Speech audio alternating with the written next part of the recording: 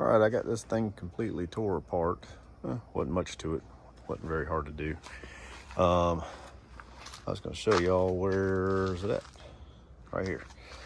This tooth right here got knocked off. As you can see, the shaft is all bent and bolts broke. And what had happened is the undercarriage right there where that big old notch is, that tooth got up in there and ripped that tooth right off. And it's because of that little bit of wobble, up and down wobble in that blade, I'm sure. But I think I've kind of figured out what's causing that. I thought it was a bad bearing or something. But let me walk in here and I'll show you. All right, here's the bearing. I just wanted to show y'all real quick in case anybody wanted to see it, how big it is and all. It's probably, I mean, you can see how beefy it is, just kind of holding up to it. But it's probably a good 5.5, 6 inches wide. Fairly beefy bearing there. And it's just a regular roller bearing. But you can see this play in it. I'm trying to get my camera there. You can see this little bit of play. When it's sitting in there, if there's not enough tension on top of this bearing, it's gonna have a slight little bit of play like that. And over the 60 inches wide that blade is, it's gonna have a lot of wobble all the way out there. So my whole thought is that this bearing doesn't have enough pressure pushing down on it. And this motor, the shaft right here, will go all the way down into the top of that bearing, and it bottoms out. So I think the mount on the frame itself over there is a little bit off. I need to make a spacer. Like, it's not, this right here, part of the body pretty much needs to be touching the top of this so that it will put a little bit of tension on it to keep that tight. Because this should be pressed up tight, but not real tight, but just tight enough to keep tension on it. So I'm gonna try making a spacer right there, and just to put between the motor and this bearing, and get a spacer in there and see if that helps my wobble. Well, not the wobble itself, but the actual up and down wobble of the blade when you can move it up and down with your hand. So I'm thinking that's why it ate that tooth up over there. The other thing was that I was trying to do is trying to somewhat balance this blade out. I was gonna take it and tilt it completely up and down to where it was hanging vertically, and then spin the blade, and whatever heavy side came down, I could, you know, put weight on the opposite side and kind of keep doing that. But it won't lay over that far on my machine. So I basically got it to about an 18 and a half degree tilt to the blade, to where it finally got to where it was free spinning, and that's with the motor off. I had to pull the motor off to get it to free spin because the motor has tension on it. But then once I did that, you'll see this line over here. That was the heavy side, was over there. So I went straight across and started just sticking magnets on it until I got it to where when I free spun it by hand, it would basically come around and not keep rolling or not keep backing up, because usually it would come around and then it would back up and slowly back around. That's kind of how I found the high spot. But then once I did this, I just put one on, and then I put another one on, and then I put a couple more over here to the side because it seemed like it was still a little bit off. And by the time I did that, it seemed like it was, every time I spun it, it would slow down in a different spot, and it would never back up. It would just end up in a totally different location every time. But we're gonna try that. As far as welding some plate, I'm just gonna cut some plates and weld some plates in place of those. And here's the spot where the bearing actually sits. And that's what I'm wondering, if maybe this plate right here, if this was shaved down a little bit, that motor would put a little bit of pressure on that bearing. But instead of that, I'm gonna put a spacer in between that bearing and the motor when I slide it together, and see how that works. But we'll keep you informed as soon as I find something out. All right, here's all the plates to rebalance the Mulcher. These here are just little thin 20 gauge plates. That's what I'm hoping I can use 2, maybe 3 of those to put between that motor bearing and the housing itself as a spacer. These are going to be my weights. That weighs about 3.5 pounds between these two. I'm going to put one bottom and one top. Made me some little bump ups for where the bolts are on both of these. That's just to keep the heads from getting knocked off, because I know a lot of people are losing these, and that's probably why. It's because it's bumping stumps and breaking them up, ripping them off. This long plate right here, I'm just going to stiffen up the part that actually the skid steer attaches to at the top. It's not very thick, so I'm going to add another piece to it to beefing that up a little bit thicker, make it about 3/8 thick. This right here is the plate that's going to go underneath the bottom to cover that 1x2, or that, yeah, 1.5 by 1.5 square tube that I've already knocked a tooth out on. I'm using this 3/16 plate here. I've already CNC'd it and already got my little holes for my bolts. I'm gonna run these through it. That'll be all it'll stick up, is just that little head. It'll bolt up through the top of the machine, but it'll be 3 separate pieces. The center's still gonna be open. There's no real sense in putting anything there, because if the blade leans, it's gonna hit one of these outside. Those 2 up front there, 1 on each side, those are gonna have a slight tilt down or up. This is upside down right now. It'll have a slight slope to it to bring it back into the machine, but just wanted to show you all that. I'll show you some more once I get it attached to the machine. All right, here's the bottom plate all painted up, welded up. Like I said, those are going to be tipped down. This is upside down right now, so this is actually the bottom, but it is upside down. But this will go underneath the mulcher just to add an extra plate for the disc itself to kind of push stuff around through there so it doesn't hit that 1.5 by 1.5 square tube they got underneath there. But all the rest of my parts are over here. These are all welded up. That's where I added those little bump up plates. I doubled up some 1/4 inch to get it above the nut heads, and I did the same thing with the smaller one here, so it doesn't knock the bolts off, because all that stuff hangs down underneath the plate. These right here, I changed my mind. I took that 3/16 off. That was that long strip I showed in the last video. I changed it to 1/4 inch. I just made 2 pieces, it didn't really matter, but it's all gonna be welded on the top of there to stiffen up the top where the skid steer attaches to. These are actually gonna be the bottom stiffeners. Those are gonna weld to the bottom. These pieces will actually sit like this, and it will stiffen up on the back of it. That's just where the bottom attaches to the skid steer, because I see where some of those things have been bent to. These are just my weights. I've already showed you those. I'm gonna weld one on top of the plate, one on the bottom where I think it's the heavy or the lightest point. I changed my spacers up. I did have to make them a little smaller. I started thinking about it. I was gonna have it rest on this, but that won't work because this has to spin. So it's basically gonna rest between this piece and this right here. So this will actually put pressure on the top of that bearing when it sits down in there, and it will not touch the body of the unit over there, because this right here bolts to the body. So this has got a free spin. I don't know what I was thinking the first time around, but yeah, these are it. They're just 20 gauge spacers, 20 gauge steel. So I think it'll take 2 of them. I made 3 just in case. If anybody's curious, that's how the bearing drive looks out of the unit. And right there, that little groove right there, that's where these sit up in there and lock on, and that's what actually, this is what actually bolts to your actual blade itself, your big blade up there. Let me show you this real quick. It's raining out here, but this is where the motor is going to bolt through. The little spacers will sit down in there, then the motor will sit on it and bolt right into the top of there. That grease fitting basically feeds grease behind here into the bearing. It doesn't feed it into this circle, it feeds it into the bottom half. That right there, you see the 1x2s underneath there, that's what I'm trying to, what I'm putting that 3/16 sheeting over, because as you can see that big hole, that's where one of my teeth actually caught that. So if I sheet all this, it's gonna just have something smooth to slide on. And there's my tooth I'm missing. But yeah, I added this thing up. This thing's got 47 teeth on each side. So it's got quite a bit of teeth. It only says it's got, I think, 56 is what the marker says.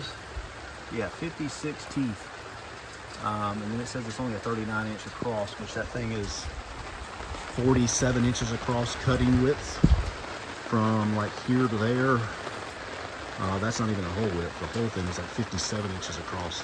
So that whole plaque on there is just backwards. This is roughly a 59-inch Mulcher, and it's marked as basically a 39.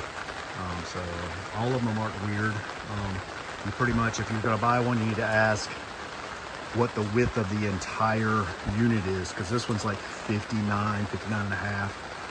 That'll kind of tell you how big the blade is.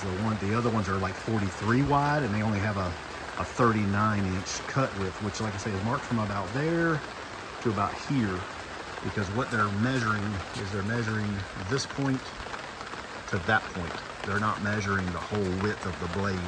They're just measuring what you'll run into when you're cutting. Like if you're cutting trees, you could go up to 40 something inches wide, which says 39, and it's actually about 47. So it's kind of weird. They tag them all different, so you got to kind of really look at them.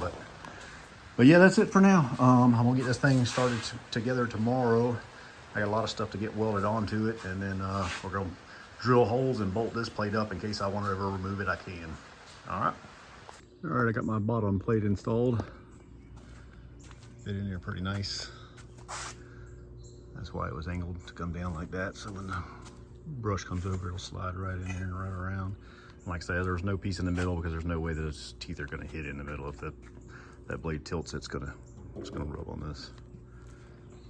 And then I got these stiffeners installed.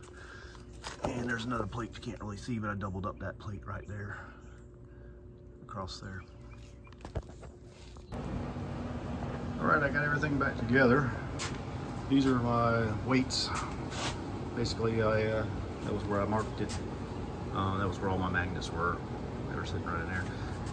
They weighed 3.5 pounds or 3.6 pounds, so I cut me out 2 pieces of steel. I figured out how much steel I needed, and I cut out the steel to make up 3.5 pounds. Put it on there. It does make a tremendous difference. It still has a slight bobble, but not real bad. I may still even play with it a little bit, see if I can add a little more weight here and there. I forgot to show you the spacers when I put those in, but these are the spacers that go underneath the motor. They're 1 3/4 by 3.5, and it's just a 12 millimeter or a 20 millimeter, 20 gauge, whatever, piece of steel. I put 2 of those. Basically, if you pull this motor off, if your disc, like right now, mine, when I pull up and down on it, it doesn't move at all now. It doesn't wobble up and down now, where it did before quite a bit. If you just if yours does that, pull these 4 bolts off on the motor, pull the motor up, and where that spacer goes is it sits right on top of this bearing. There's a big bearing underneath here, and that big old thing right there, there's a bearing inside that. That little washer I made will basically, I set 2 of them on top of that bearing, and what that does is when you put this motor back in there, there was a little bit of space between there, so it will actually, the motor puts pressure on that top of that bearing to keep it from wobbling. And you have to add just enough to where when you set the motor in, there's not a gap here. You don't want a gap there, but you want it to be tight enough to where that thing doesn't wobble. So I cut out 3 of them, and 20 gauge is fairly thin, and I only needed 2, and that worked out fine. But that right there worked out good. I got all my sheeting up underneath the bottom there. It's all good now. You see the amount of clearance I have and everything. But yeah, my the shaking part, this up and down shaking here, went away. I got rid of that. The wobble has went to probably from 100% wobble to probably maybe 20% wobble now, as far as where the machine will actually shake a little bit. It has a little bit of a, which my bush hog has a little bit of shake to it. So what it has now really don't bother me, but I will keep tinkering with it and see if I can get it perfect. And these are the bolts where the plate on the bottom is bolted in. They just come in with those lag bolts and bolt right into the top. It worked out perfect. Oh, and like I said, this is that plate, that stiffener plate I added here. I added another 1/4-inch plate on top of that because I've seen a couple people that say that that thing bends. And same thing here. I made new plates for here on the bottom and cut them to fit all the way around, and I let them overhang and then put this stiffener in the back to give it a lot better support, because every attachment I have is built more like this. It's not just a piece of metal there, it's all stiffened up with an extra piece of metal. So I basically copied what I already had on my other one. So all right, well, we'll see how it does. I might show you a video here in a little bit just to show you how it has that little bit of wobble left. There's a little small tree it just took down. Probably, I don't know, 6-7 inch tree. That was the stump though. And it chewed it up pretty good. You can see how big that is. That's pretty decent size all the way down to the roots. Got it below grade. You can see it just dug right on down in there.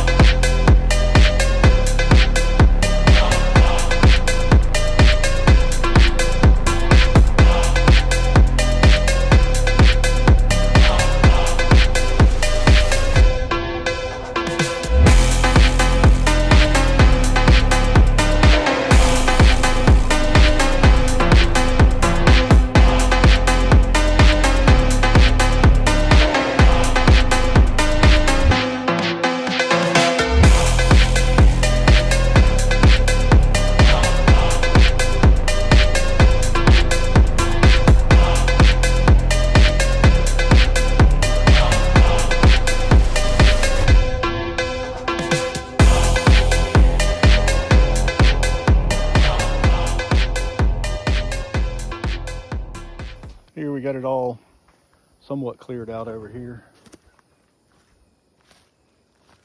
I just got to go back and clean up some of these scraps and stuff. But I kind of groomed this in down here a little bit better. You can see it's kind of fluffed up a little better than down here. This is where I started at, and I just didn't go back down in there. I need to go back down there a little more. These right here, I want to get in here and cut these pines out, but I think I'm gonna chainsaw them out. These right here, it'll cut them right down just no problem, but they're so tall that it falls into that blade and it chews them up. But man, I just don't like the sound of that chewing that thing up. I'm scared it's just gonna tear that machine up. So I stick to just the smaller stuff, like all this stuff right here is simple and easy just to grind up and be done. But I'm gonna get up in here and get some of this cleared out once I get these pines and stuff over here cleared out. But I'm just gonna chainsaw them, drop them on the ground, and then I'm gonna chew them up from there once they're on the ground. I don't like dropping them from up there because they suck down in that blade, man, and it just flings them everywhere. But yeah, I cleaned all this up pretty good. You can see, looks like I got a little snake down here. Huh. Yeah, that's a little snake. I don't know what type of snake that is. Somebody might know. That's a little snake, but he looks dead. But yeah, it didn't do too bad. I'm clearing this up. Like I said, I need to come back in here and groom it out a little bit better. But I'm gonna come in here and cut some more of these pines and stuff out. And like over here, it looks pretty good over here. It groomed up pretty good on this area. And up in there, that's the way I want it to look. It's like all up in here. I want to do all this like that. And there's a little fence. You can't really see it, but there's a little wire fence right there. You can probably see if I get close enough, but there's a little wire fence that runs across here. I want to take that whole wire fence down, and then I'm gonna come from the other side and finish grooming it. And I want to get up in here. I could have went up in here a little further, and I just kind of forgot about it, but I'll get that later. But yeah, that's pretty much going to be the final of this video. I'm going to go back into it and go ahead and pull that motor back apart, since that blade's a little bit tipsy like it was before, how it kind of wobbles back and forth a little bit. I tell you, the vibration, by putting that 3.5 pounds of weight, I put you know, a piece on the bottom and a piece on the top that equaled total was 3.5 pounds. Man, putting that on there made a world of difference. It hardly ever shakes. I mean, unless it gets a limb up into it and gets bound up in there and just makes a little off balance. But other than that, it balanced it out really nice. I'm not even gonna mess with that. That thing did good. All right, here's the blade. I don't know if you'll be able to see it or not, but you can hear it definitely.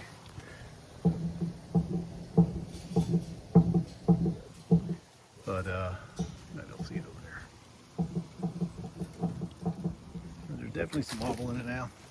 I'm gonna pull that case back off, make sure it didn't snap a bolt, because there's only 4 bolts holding that motor on. If it didn't snap a bolt there, I'm gonna check those spacers and see if I can get like another spacer on it or something, because I got another one in there. I might just need 3. Looks like I pushed into a tree right here, bent that 3/16 steel up. I'll bend that back though. But this is how I checked the balance on it before. Of course, I unhooked the motor. I had it at about an angle about like this, and I would spin the wheel. Right now the lines are hooked up, so that's what you hear is the hydraulic going through there. But I spun the wheel until it would come around, and then it would slowly back up. And wherever it stopped at, I knew, okay, that's heavy spot, which was on the other side. And then I turned to the opposite side, which was this side. I spun it around to the opposite side of where it was heaviest, and started adding magnets, as I said before in the other video. But came out to about 3.6 pounds. This right here is 3.5 pounds when you put this piece, and there's another piece on the bottom exactly like it. So there's 2 of these that equal 3.5 pounds. I just tacked these on there, tried it. The vibration from where this thing spins went way down. Like, I mean, it took away a good 85% probably of the wobble, almost 90% probably. There ain't but very much at all wobble right now. And I'm missing 2 teeth from before when I hit a stump when I first got it. it slung up into the bottom and knocked a tooth off, and then I did it again a little bit later and knocked another dang tooth off. So that's why I was trying to balance it out, but get that wobble out of it and stuff. And that's another reason why I added that sheeting underneath the bottom there, if you can see it. But I did add these here to the hoses. Got it off of Amazon. They're 1 3/4 inches, I think. They have different sizes, but that seemed to hold all the lines up nice and tight. It makes them look a little better. Protects the lines, because these Chinese lines they're wrapped in this plastic stuff, but they're kind of weak lines, and this line here is really short, so you got to be careful that you don't snap that line. And then if you tilt your machine all the way down, it'll pull tight. Yeah, I'm gonna end this video on that, and then we'll take that motor apart next, and just see what's going on there. I'll put a little video in on that, just to see if I can kind of fix that up.